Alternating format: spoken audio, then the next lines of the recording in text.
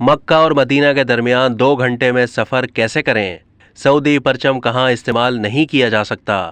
سعودی عرب نے زائرین کے لیے مقدس شہروں مکہ مکرمہ اور مدینہ منورہ کے درمیان تیز رفتار ٹرین سروس کا آغاز کر دیا۔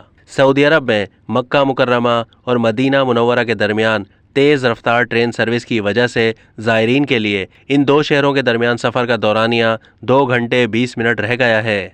300 کلومیٹر فی گھنٹہ سے زیادہ کی رفتار سے چلنے والی حرمین ایکسپریس سلطنت کے مربوط ٹرانسپورٹ نیٹ ورک کا حصہ ہے۔ اس جدید تیز رفتار ٹرین میں 400 سے زیادہ بزنس اور اکانومی کلاس مسافروں کی گنجائش ہے۔ دوسری جانب سعودی وزارت تجارت نے کہا ہے کہ تجارتی اشیاء پر سعودی پرچم کا استعمال قانوناً منع ہے۔ افراد ہوں یا ادارے، کسی کو بھی ایسا کرنے کی اجازت نہیں ہے۔ وزارت تجارت نے اپنے بیان میں کہا کہ کسی بھی فرد یا تجارتی ادارے کو تحائف، تشہیری لٹریچر، مصنوعات، سامان اور تجارتی مطبوعات پر اللہ تعالیٰ کا نام، کلمہ توحید، سعودی ریاست کا لوگو یعنی 2 تلواریں اور کھجور، قائدین اور عہدیداروں کی تصویریں استعمال کرنا منع ہے۔